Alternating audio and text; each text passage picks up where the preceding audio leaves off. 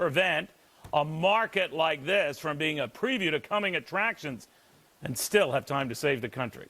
I'll do what I can, my fair citizens, because looking out for you and your money, well, that's what I do.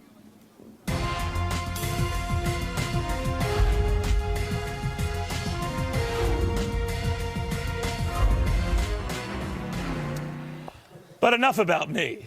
Back to me. Because contrary to what you might have heard, this election is big, but this end-of-year cash crunch we're looking at in the nation's capital that no one is talking about, well, that's bigger.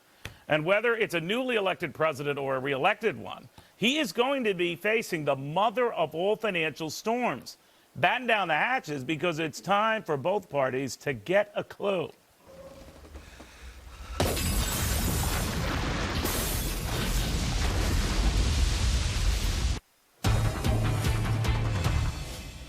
Holy ship. Welcome, everybody. I'm Neil Cavuto, and I don't know whether you call it a cliff or a chasm. Let's just say it should be giving you spasms. A year-ender that could take this whole economy under. When all the Bush tax cuts phase out and all those automatic spending cuts kick in, a 1-2 punch that even the most optimistic economists say will knock this recovery for a loop. Millions of Americans likely to lose their jobs. Millions of American families likely to face thousands of dollars more in taxes. That big, that sweeping, that scary. Never mind, the New York Times says this cliff might end up being more like a slope. Market watcher Craig Smith says this slope stuff is slop. Congress doesn't move fast on this. You can kiss this recovery, maybe this country, goodbye. You know, it's the story no one's talking about, Craig. I know you've mentioned in prior appearances, but we are staring at this abyss, and no one is even touching it. You know, Neil, what's amazing to me is this is the most predictable, avoidable financial crisis we've ever had in the history of this country.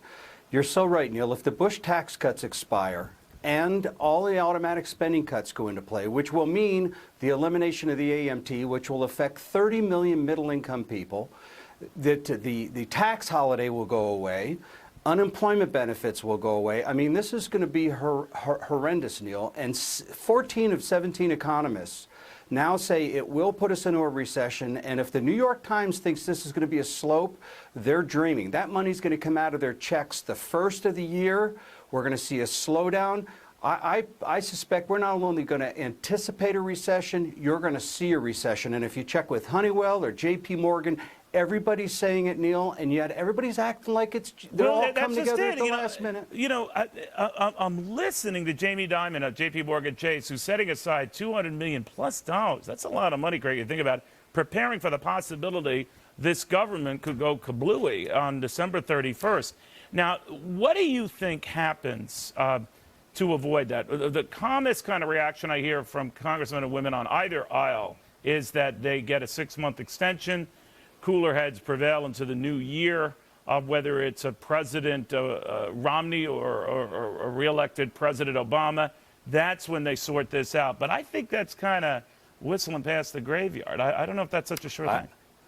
Neil, I totally agree with you on this, and let me tell you why. If you read Bob Woodward's book called The Price of Politics, you will see that what went on to create some of this, you know, back in 2011 when we passed the Budget Control Bill, you will see that there was no honest political move that both sides could take. Eric Cantor wanted Obamacare taken out of it. They wanted decoupling on the Bush tax cuts. It was foolish. They kicked the can down the road, Neil, and this time it can't be kicked down the road.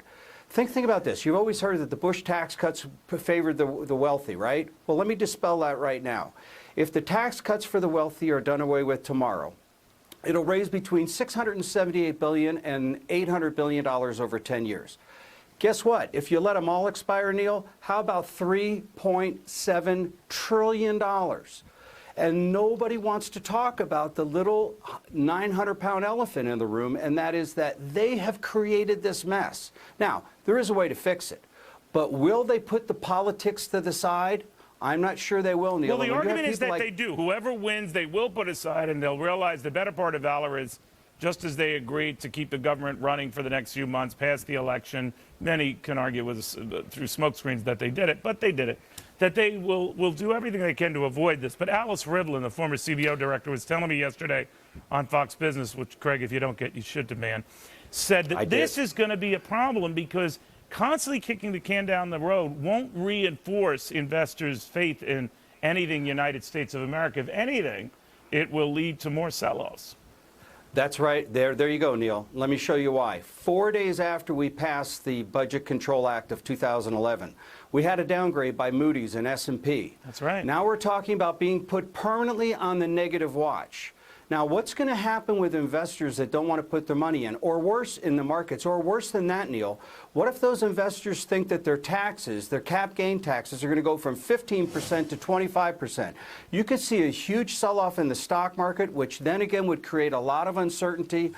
That's why these economists, 14 out of the 17 economists, said this is more critical than the European debt crisis, more critical than government inactions. Neil, this has to be dealt with. This should be talked about on every single news broadcast in America tonight, but it won't be, Neil, because they're talking about Big Bird, and it's ridiculous. We need to deal with this. You're right. You're right about that. It is a big development, and we're on it. Craigie, thank you very much. Craig Smith, Phoenix, Arizona. Boy, does this guy know his stuff. In the meantime, to Greg's point,